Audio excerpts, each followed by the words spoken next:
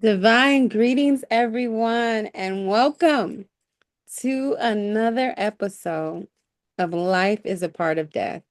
I know that's a little different than last week. Last week we said death is a part of life, and we're thankful to everyone that is with us who will allow us to shift um, as the message calls us deeper into understanding what this offering is that we're offering to the community. And what came through for the community was life is a part of death. And I'm thankful again to have my co-host with me, Amy. Hi. It's such an honor always working with you. You have so much joy. I love your dimples when you smile. And Oh my goodness. and you always have such beautiful ways of speaking about a topic that for so many can feel very heavy and something that is avoidable, right? The conversations like, oh, I can't talk about it. Feel that thing in the pit of my stomach, my heart starts stabbing me. I can't think about it, right? And Yeah. you always have such a wonderful way to say things and to bring awareness to the community. And so I very much appreciate you. And I want you to know that I'm very honored to be partnering with you in several facets of this community service. My goodness. Well, you know how I feel about you. I'm so grateful that our paths crossed and we were willing to hear and be obedient to what was asked and offered, and that we're taking this journey together to help ourselves and help the community around the topics of loss and life and grief and death and all these types of things that we've been brought into. So I'm grateful to be here. Grateful for you. Yes. And so we're going to get right into our topic because it's a nice one. I love this topic. Yeah. Today's topic is the slow Ah, let's slow down. down. Mm, let's say that again. The The slow, slow. the slow down. Yeah. Mm, right? Yeah. Ooh, I Yeah. can tell you hyped about it. I can tell you hyped about it. I love it. I love Our this. experiences, right, with life, either within the body or within the spirit realm, you know, Mhm. it really has shifted the way that we grieve, right? Mhm. Mhm. And um, so hi, sorry, my little ones just came in here.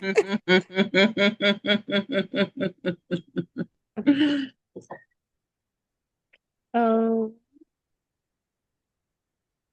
oh, she really wants her mama. Horny. Oh, baby. That part. I may have to hold her as we continue our conversation and come off camera. I wonder, like, okay, so I can edit this part out. But Sure, sure. okay, so we'll go slow down. This. That's where we'll pick up, right? Um, I want to start us off with what is what is the importance of allowing ourselves to have seasons when we simply cannot move and we have to slow down. What is the importance? Mhm. Um, I I mean, I kind of, relate our lives to like seasons. Um, and sometimes it's just like a slow season, like a winter, like a restful time, a time of um, renewal, a part, where things look like they're not growing right now, but it is making room for spring and summers and falls. Like it can't always be summer. Um, and I think we try to put pressure on ourselves to always go, go, go, And I think we have to allow ourselves to rest. I found that when I don't allow myself to rest, when I'm pushing harder, then I'm kind of forced into rest through some type of some people will get ill or they'll get hurt or something happens, something like will slow you down if you just keep going and going and going, like you'll be slowed down. So if I get the message, the indication that I should slow down, I try to listen to that. In my work, I'm a part of the culture just like everyone else, and it feels like, oh, I have to do this many visits. I should try to do this many visits today, and I should do this and I should do that. And then I've noticed when I do that, something will get canceled, the traffic will slow me up. I'll get there and the person is gone, the person is sleeping, they're having visitors, like to just honor and listen to, hey, we're resting today. So I'm kind of in a slow season right now, actually, where I'm kind of fighting a little bit, but trying to listen to the guidance that says this is a time for slowing down a little bit and kind of allowing things to come to me in their own time. So I think it's beautiful to rest and receive, to just be in receiving, not trying to be in so much action, Ooh. not be in that action mode so much. Mm. Another mic drop. Isn't that so important when we realize that us being in a slow season, one, life, if we don't take it, it'll eventually catch up with us. We talk about Hmm. what you give out, whatever, but these are laws with a karmatic response, Hmm. but not really that definition that we're used to. But it's sort of Hmm. like if you don't put in your rest, life is going to come collect Hmm. Hmm. Hmm. and put you in a position where you have to honor that rest, you know. And so we can either take it or we can deal with the reaction to us not taking it. What's Yeah. going on in our bodies, what's happening Yeah. with in the world, like you say, and things happening that cause you to slow down, that it's like slowdowns happening in your life. I love that example. And then the importance of allowing ourselves to be in that season of receiving, to be in the season where we don't have to have all the answers. We don't have to know what it's going to look like. We don't have to know when the grief is going to stop, when we're going to stop longing for this individual. Like, and I feel like that brings us to the fear, right? The fear of slowing down. If I slow down, that means that, I'm just going to be bombarded by visions of this person, seeing them everywhere. And so, but what people don't realize is that you're getting in a habit of avoidance. You're Yeah. getting in the habit of dissociation.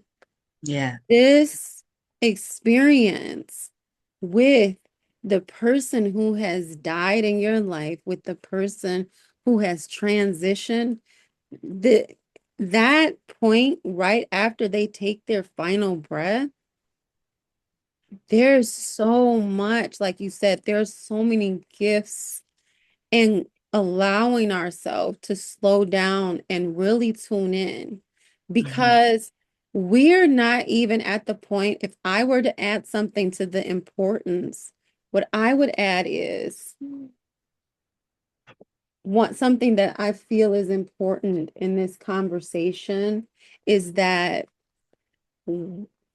it's important for us to slow down during these seasons because as a collective, we won't even truly get to experience why everybody is so important. Life Mm, changes with every life, mm, but we don't feel those changes. There's adjustments within the family, there's adjustments within our bodies, there's adjustments within society. We're just mm, thinking someone just passed away, but something has changed because mhm, they're in the spirit realm now. mhm, And mhm, so that importance of slowing down is because you get to see the subtleties. We're not, everyone just thinks, oh, someone is intuitively gifted, not recognizing it's just you being able to slow down enough to feel the subtleties within the room and to mhm, know you're safe to do mhm, those things, mhm. you know?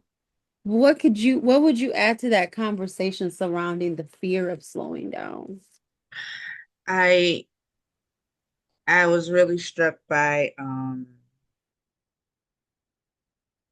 keeping busy as a distraction, like as a coping mechanism. And this is not to say that you can't keep busy or that it's bad if you're trying to keep busy, if that's the only way that you can function. I've talked with some people since we've talked about the podcast, like people that I know, and they're like, I can't do that right now. That is valid. That is valid. If you can't, I'm encouraging the conversation. If you feel strong enough to hear it, to be a part of it, do. If you can't, then you can't. Maybe you will hear something that'll allow you to be able to do it in the future. But grief is such a challenge. And there were periods in my life where I was keeping busy. Even now, like as I'm like intentionally slowing down right now, it is because I was keeping so busy, you know, Mm. to feel better. And now it's gotten to a part where it's like, you're not taking care of yourself. You Mm. have to slow down for yourself, because grief is continual. I'm still, even though it's been as long as it's been, I have to still tend to myself. And it's like, Amy, you're not, remember what you learned, that you need to take care of yourself, that you need to make sure you're going to bed and make sure you're keeping your room clean. You're going to the gym and you're eating. Like, you need to slow down a little bit with caring for others so much and make sure that you're taking care of yourself. So, I mean, I don't know. Busyness can be a distraction. Like, oh, I'm just going to keep going and going so I don't think about it. And then when you slow down, it does come back. You don't have anything else to think about with this. So it can be scary to slow down. So I do hear that. I understand that. You feel haunted by that you're gonna have to re-experience this, the sharpness of the new reality. We And can hear it. It's in the thoughts are there. yeah, and you can hear all of the things that you've been avoiding. And like you say, when they have a moment to come in, they're gonna be like, here I am. And it's not like a boogeyman in a closet that's just trying to scare you. Like these thoughts and these feelings are here. And, you know, everyone has their own individual relationship with grief, with every time we experience grief, because it's not ever the same.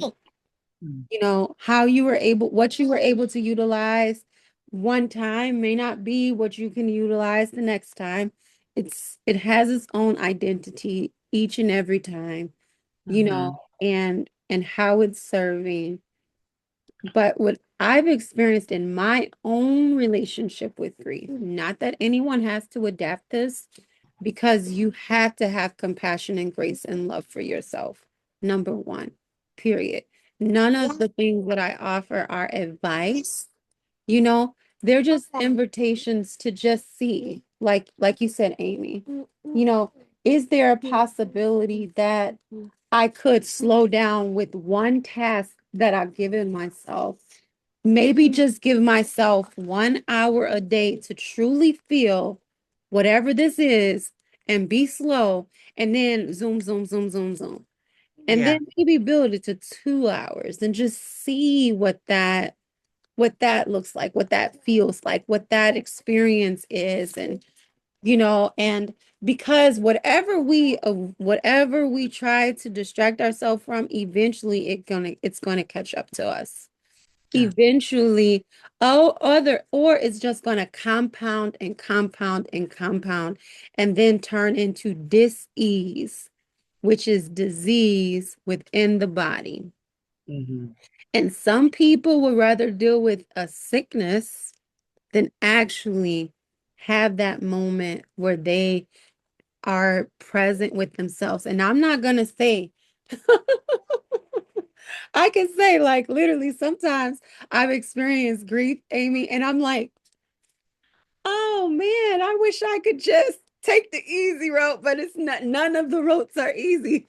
No, no, Roads no. are easy. It's just either I'm going to avoid this or I'm just going to have to sit here with this and be in this experience and know that I am alive.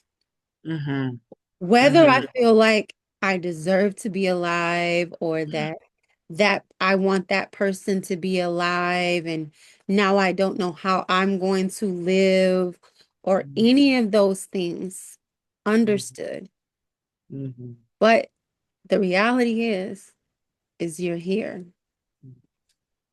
And so we have this moment, this time to really begin to understand ourselves and who we are becoming through this experience.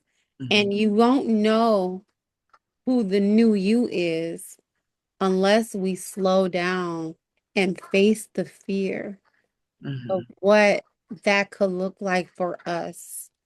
As a collective, we won't get through to the other side of anything until we're all able to sit with who we are now after all of the griefs, all of the things that we've longed for, has passed. So, in this culture, what makes slowing down and resting so difficult in society that places so much value on productivity and constantly doing?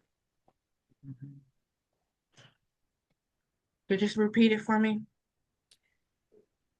What makes slowing down and resting so difficult in a society that places so much value on productivity and constantly doing? Well, I think um what makes it difficult is, most of us are working, like working for companies and things like that. And even to take a day off, if you say you want to slow down, um, like they may give you one day for the funeral, you know what I mean? But I think people want you to be right back, want you to be the person that you were. They want you to keep going the way that you were, Mm, contributing as you were, as if this didn't occur. They mm, want you to be productive, putting these hours in towards the company, towards this money, towards this system. Um, there hasn't been room made for someone to grieve. Um, you have responsibilities to children and partners and parents and siblings, whoever. Um, I know after I experienced my loss, it was like I felt very strongly to just let's get this back on track immediately. Mm, Like, mm, when do the kids go back to school? When do I go back to work? You know. Um, so I think the kids maybe got 1 week off. mm, Um, I took I think 3 weeks. Um, and I was back at it. I was back at it. And I ended up I used to work with before then I had only worked well, mostly worked with the elderly. And when I went back, they had asked me to work with children when I got back. And I was like, I don't know. I don't know about that, but I did it. Um, I did end up getting to take a break in 2020, me and the children, when, everything shut down. And I wasn't working, the kids weren't going to school. It was like, I was like, life I'm slows you taking this down. Hey, life let's slow everybody down for y'all. slow everybody down. And I took that as, I mean, I knew what was happening around me. And I knew that it was awful and all this. I knew what was happening, but I said, I am going to rest and really take care of myself. So I slept and I ate well. I think I was vegan at that time. I ate really well. I started taking walks every morning and drinking my tea and just having quiet time and meditating. And it was such a restorative time for me. And I'm an introverted person, generally speaking. Like, I love to be alone. Like, I love a quiet, like, pin drop quiet. I love a quiet space. So I was happy. And it was so restorative to me. It was so restorative to me to just have that time to not feel like I had to do anything. And it also helped me to learn about trust because I had no idea about money. I did not have like no big savings. I didn't have any savings, I don't believe, but I was fine. I was fine. I mean, they was, giving those checks at the time, but some other money came in. There was no lack. I didn't miss a meal, nothing. It was fine. And so that really taught me about I can slow down and God will take care of me. That was really the lesson that I learned. And so a lot of times when I hear people say, if I slow down, who's going to do this? Who's going to do that? I don't say anything because that's something that you have to learn on your own time. And I don't want to give you advice to slow down if you don't want to. But for me, I can't do no more than what I can do. And I have to listen to my body and I do. Like, I'm not working today. I'll do that. And I'm fine. I'm fine. I'm always cared for. So I think even in this culture, we have to try to find a way to trust and to listen to the information, the guidance that we're given about our lives and not listen so much to what they're telling us that we have to do to care for ourselves. We have to take the time to care for ourselves. Mm. So slowing down in a world that makes us machines, that causes us to be zombies or tin men walking around Mm-hmm. with no feelings, no Mm-hmm. emotions. Mm-hmm. You're saying slowing down is a form of self-care. And when you trust that source, God, higher consciousness, divine mind has you and will take care of you and all of your needs, Mm-hmm. mental things, the thoughts that are going on. Because the next question was about trust, but because we have 10 minutes left, I really want to get into how did you handle the boogeyman thoughts? You know, the haunt the the thoughts that people think are gonna haunt them and get to them when you slow down. Like all of a sudden life just sat you down and you had to face it. Yeah. And what was I've always been cared for. I had to look at the history and the evidence that But what I've about always been cared grief for. and the longing and those things and because some people feel guilt when it comes to their loved one. Some people feel shame when it comes to their loved one and they don't want to face those things. You got to keep moving. What could I have done? How could I have been there?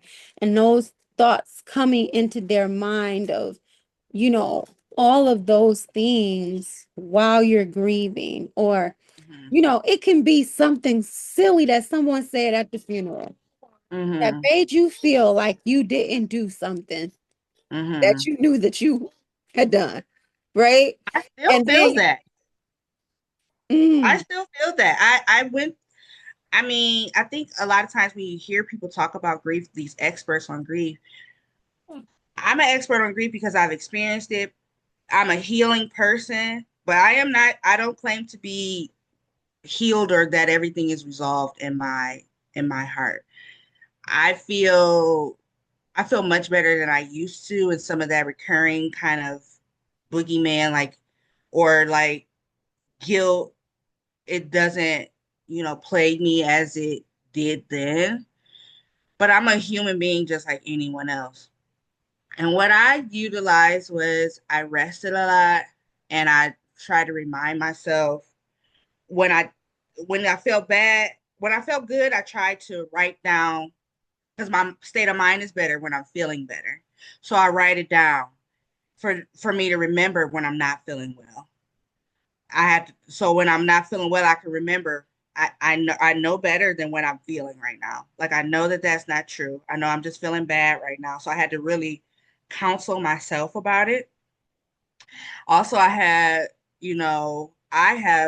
beautiful family. They may not have experienced what I experienced. They may not have been able to um know how it felt, but they were supportive of me, loving me, allowing me to figure it out. I was going to therapy and, you know, trying to find different community groups, not necessarily around grief, but around supporting myself in joy, like nurturing my joy. So I started doing things that I love to feel good, like to increase the amount of time that I could feel good as my capacity grew to do something.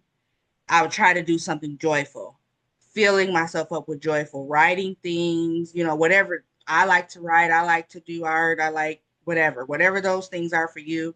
Try to fill yourself up with those things to kind of help you through the hard times. Um, I don't know. I, I mean,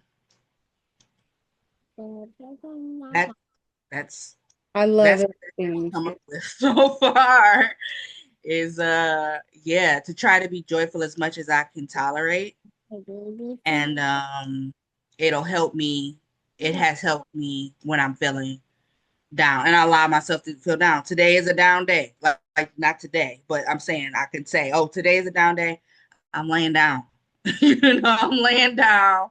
I'm crying, or I'm playing on my phone, or I'm doing nothing, and allow myself to crash if I need it. So that's what I do, but I don't I can't say that that's what you should do, or um that's the best way to do it, but I just try to um do the best I can. I really appreciate you sharing your experience and what has helped you because I feel like sometimes someone needs to hear our story, not to take our advice, but to give themselves permission to find their way and what their way looks like to slow down. Hmm.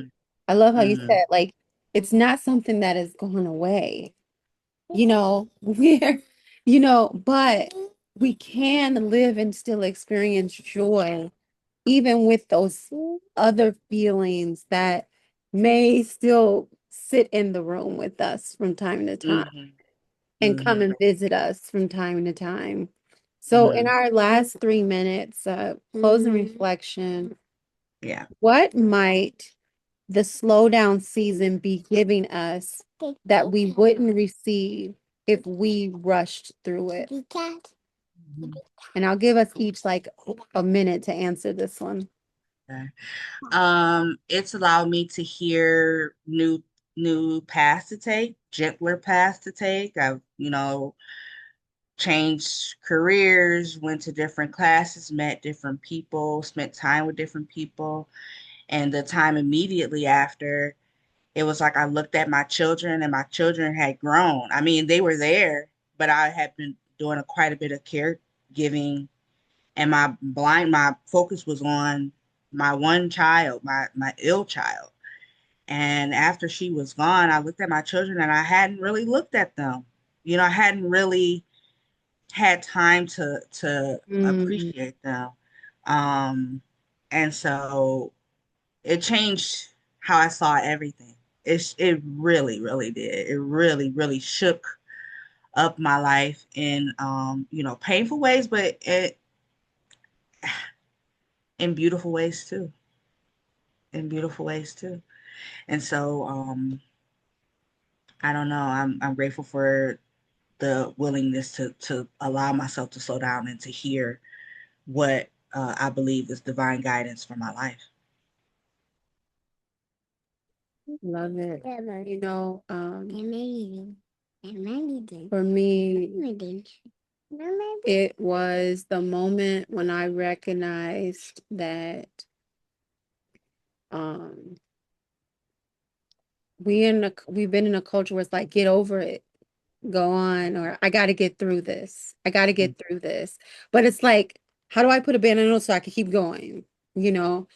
And the gift that I felt like I received was being able to hold space for myself and recognize what honor looks like, Mm, what ceremony looks like, mhm, what grieving looked like for me in that moment. And to not avoid it meant that I knew that I was a human being that had the capacity to feel in a world that really appeared as if it made people not, show up as their feeling selves. So, mm. to everyone listening, this is our last minute. We thank you so much. Thank you, Amy, for sharing. Thank you for taking this time. Thank you for all of our viewers. Please Yeah. comment. What is the slowdown for you? And how can we support you with slowing down? What support do you need? And know that you are not alone, that there are people here that are willing and able and have the capacity to hold space for you. There is life in death. Mhm. Anything else you want to say, Amy? No. Beautiful episode.